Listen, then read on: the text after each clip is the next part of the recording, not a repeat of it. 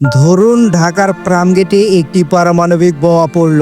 বলাই বাহুল্য ব্যস্ত শহরে চাঞ্চলতা নিঃশেষ হয়ে যাবে মুহূর্তেই। বলা হয়ে থাকে পারমাণবিক বোমার আঘাতে কোনো কিছু বুঝে ওঠার আগেই ভস্ম হয়ে যাবে সবকিছুই।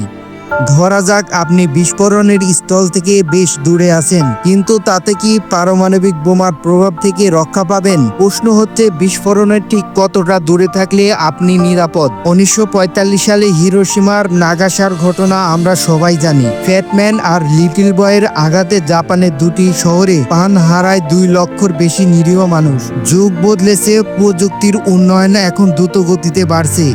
একই সাথে বাড়ছে পারমাণবিক অস্ত্র ব্যবহারের ঝুঁকি। বিশ্বে এখন পারমাণবিক বোমার মজুতের সংখ্যা প্রায় 13,000-এর বেশি।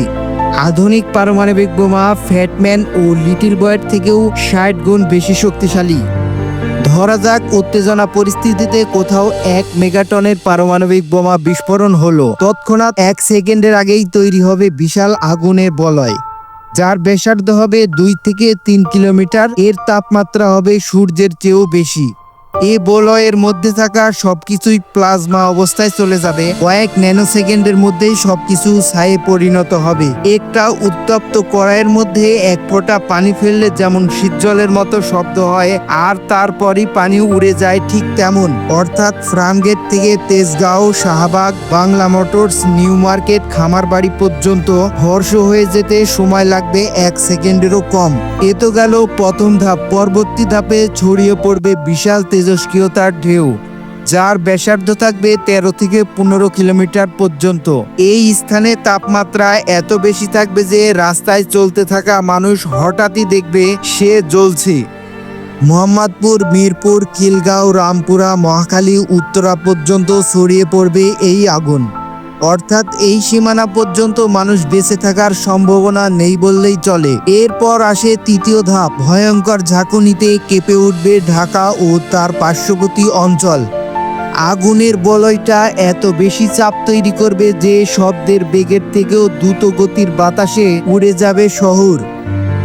20 কিলোমিটার পর্যন্ত ধসে পড়বে ভবন। ধরুন বিস্ফোরণের জায়গা থেকে 20 কিলোমিটার দূরে কেউ জানালার পাশে দাঁড়িয়েছিল।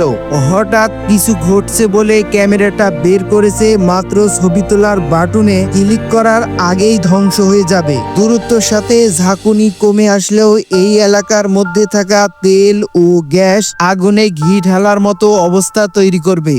এ সময়ে তৈরি হবে মাশরুমের মতো মেঘ। কার্বন কণায় ছেয়ে যাবে পুরো আকাশ। শুধু তৎক্ষণাৎ মৃত্যু নয়, পারমাণবিক বোমা বিস্ফোরণে হতে পারে লক্ষ লক্ষ মানুষের মৃত্যুর কারণ। কেন?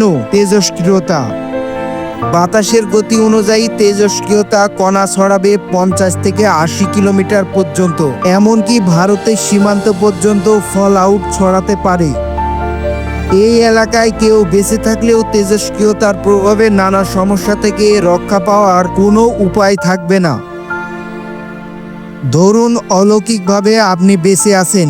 আপনি চোখ খুললেই মনে হবে নরকে পৌঁছে গেছেন। আপনার মতো 2-1 যন্ত্রণায় কাতর মানুষকে হয়তো দেখতে পাবেন। তারা পানি, খাবার আর চিকিৎসা চাইছে, কিন্তু কিছু পাওয়া যাবে না। কে বাঁচাতে আসবে তখন? আশেপাশের শহর কিংবা পাশের দেশ থেকে সাহায্য আসবে কিভাবে? বিস্ফোরণে জাহাজ, বিমানবন্দর কিছুই তো অবশিষ্ট নেই। সব তো পুড়ে ছাই। মোবাইল নেটওয়ার্কও কাজ করবে না। আর যদিও কেউ চেষ্টা করে, তেজস্ক্রিয়তার কারণে শহরে ঢোকা কঠিন হয়ে দাঁড়াবে। সাথে সাথে প্রাকৃতিক বিপর্যয় তো আছেই।